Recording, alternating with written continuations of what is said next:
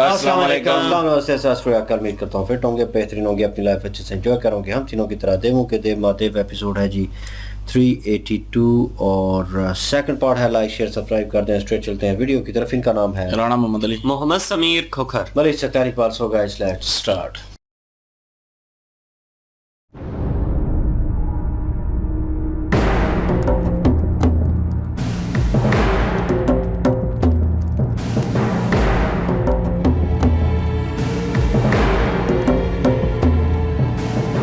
वृंदा,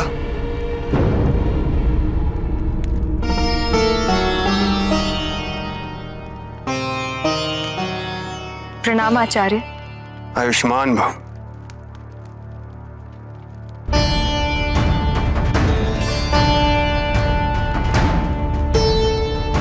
तुम अपना दायित्व अच्छे से निभाती आ रही हो।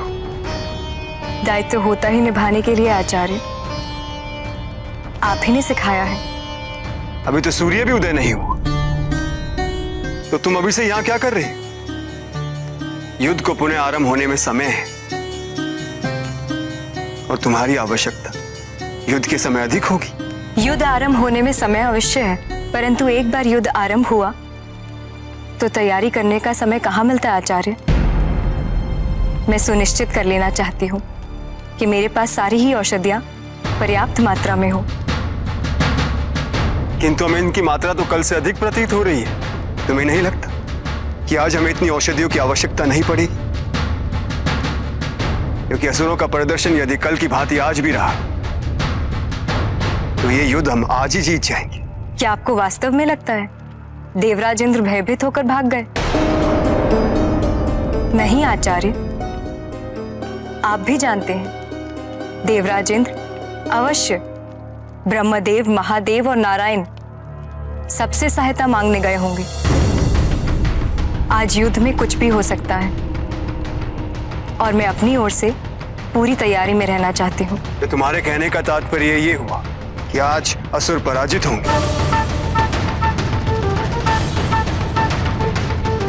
वैद्य तो सदैव यही चाहेगा कि सब कुछ ठीक हो, किंतु देवताओं और असुरों का जो इतिहास है वो तो कुछ और ही कहता आ रहा है आचार्य। असुर सेना सशक्त है, देवताओं का सामना करने के लिए समर्थ है। ये युद्ध असुरों और देवताओं का नहीं, विश्वास और अतिविश्वास का है। और दोनों में अंतर क्या है? भक्ति का, समर्पण का। इन भावों में विश्वास अतिविश्वास में परिवर्तित हो जाता है।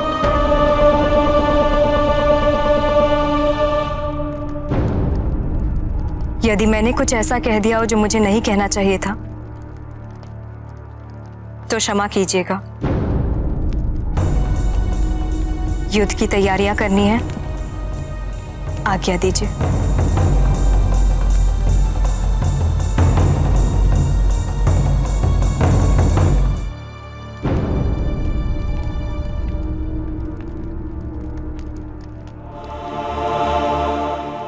हो सकता है किसी की भक्ति आज इस युद्ध में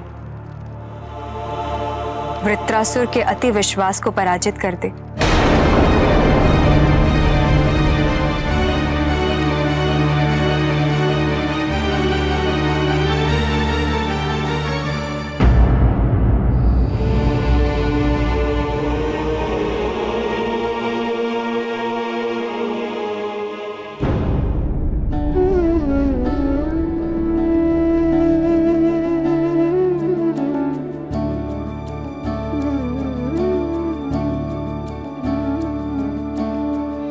जीव तत्व के सार को लेके अपना सब कुछ त्याग के ज्ञान की माला निर्मित करने चुन मोती अनुराग के परम सुख से मैं तो चलता हूँ, शिव शरण में मैं तो चलता हूँ, शिव शरण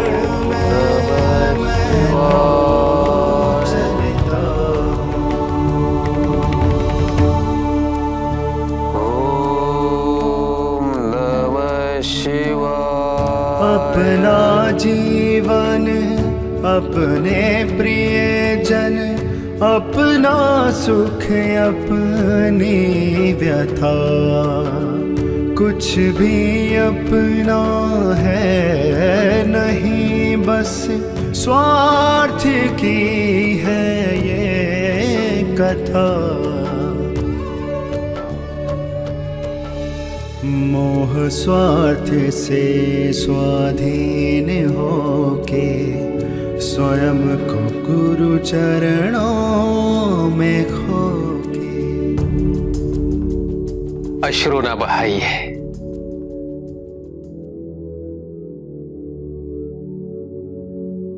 अधरों पे मुस्कान के साथ मुझे विदा कीजिए।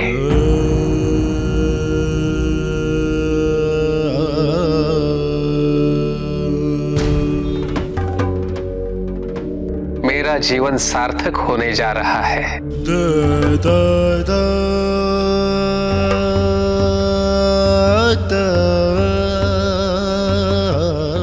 ये तो शुभ अवसर है। आज मेरे जीवन का सबसे महत्वपूर्ण दिन है।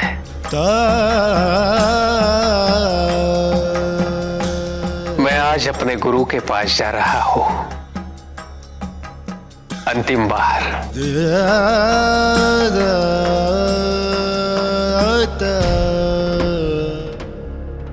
इसलिए कि अब कभी उनसे दूर ना हो सकूं। निर्विकल्प हो मैं तो चलता हूँ,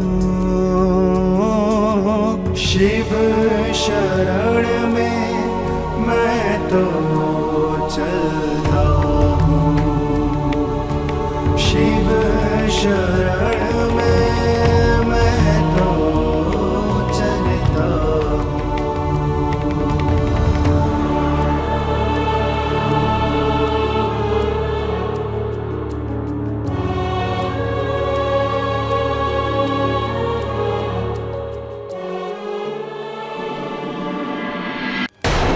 देवताओं पर विजय पाने के लिए जलंधर को विवाह करना ही होगा,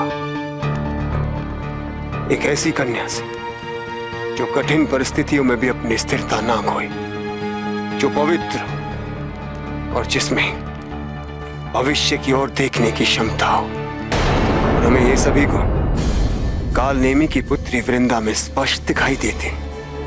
उसकी श्रद्धा, उसका समर्पण जलंधर के लिए सुरक्षा कवच सिद्ध होगा।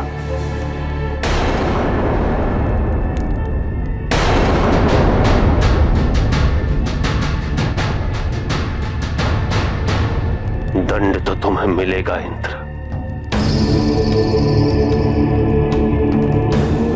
अब देखना ये दंड तुम्हें वृत्रासुर देता है या मैं।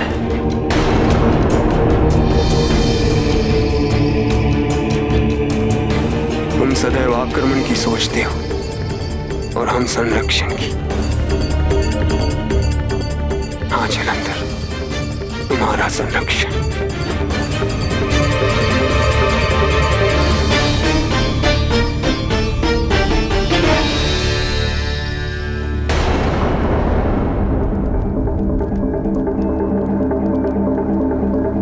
कुछ कहना चाहते हैं आचार्य?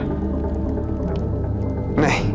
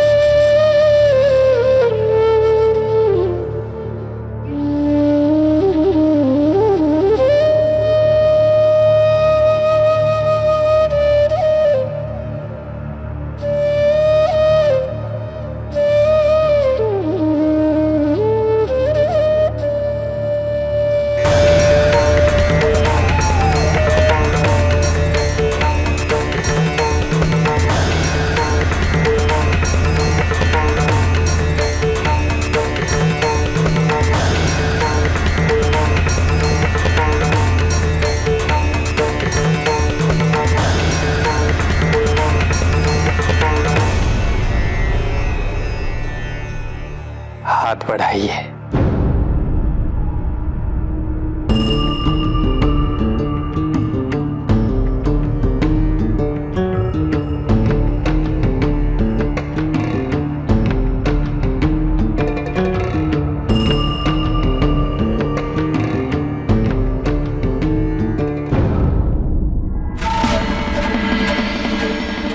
लो पुत्री,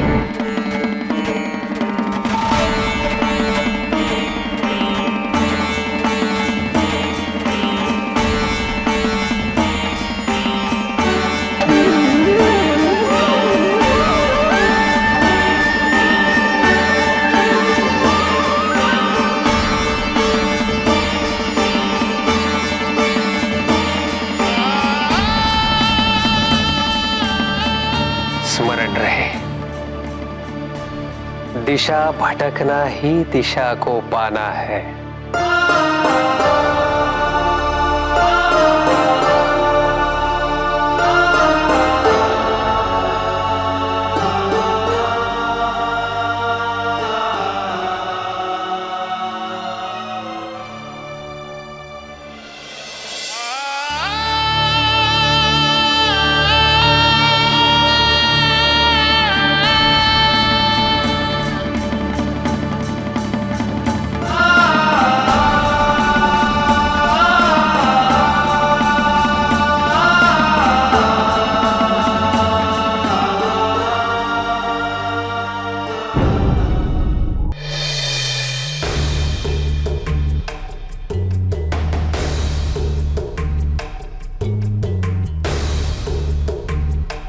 जैसे जैसे मैं अपने गुरु के समीप जा रहा हूं,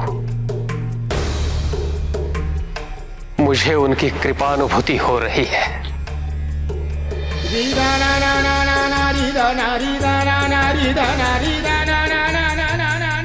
जब जब व्यक्तिगत महत्वाकांक्षा, अभिमान और द्वेष की पूर्ति हेतु युद्ध होते रहेंगे, उनकी भेंट चढ़ती रहेगी। ऋषि दधीचि जैसी महान आत्माएं, जिनकी क्षति का महत्व स्वार्थ और ईर्ष्या से ग्रसित संसार कभी नहीं समझ सकता, यही विडंबना प्रलय का आधार बनेगी, इस संसार के विनाश का कारण बनेगी। इस युद्ध का परिणाम निश्चित है, किंतु आपका बलिदान तब तक स्मरण रहेगा ऋषि दधीचि, जब तक इस संसार में जीवन है।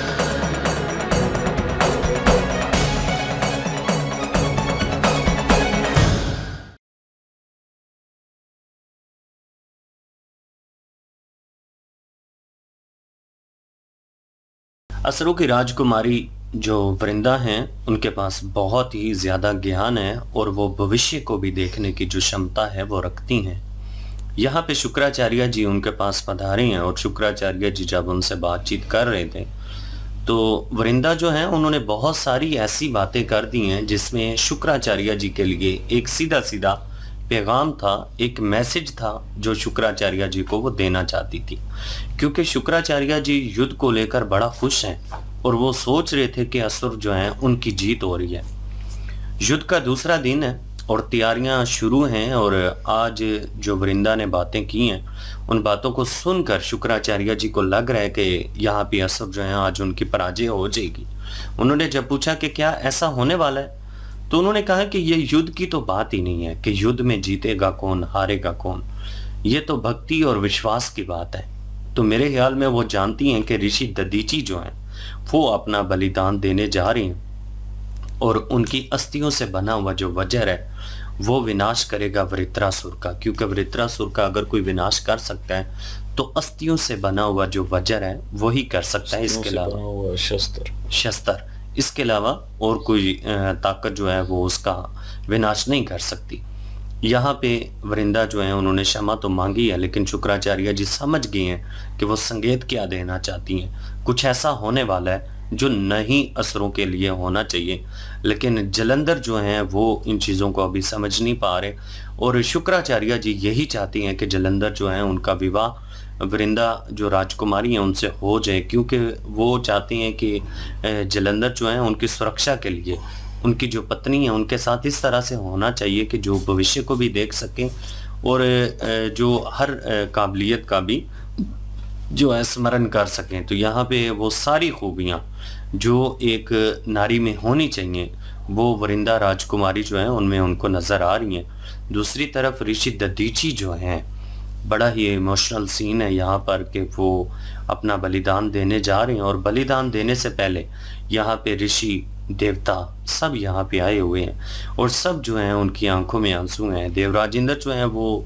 इतना दुखी नहीं है, लेकिन बाकी सब दुखी हैं। माता पार्वती जी भी यहाँ पे पहुंची हुई हैं और दोनों उनके पुत्र जो हैं कार्तिकेय कुमार और गणेश जी जो हैं, सबको इस चीज़ का दुख तो है, लेकिन ऋषि दधीची जो हैं जो करने जा रहे हैं उनके करने का सबसे बड़ा जो फर्क अगर किसी को पड़ेगा तो वो उनकी पत्नी है। अब देखते हैं कि बाद में उनकी पत्नी की किस तरह से सहायता की जाएगी। बिल्कुल जी। और वृंदा जो है वो उनको आगे जो फ्यूचर का है वो नज़र आ रहा है, भविष्य नज़र आ रहा है।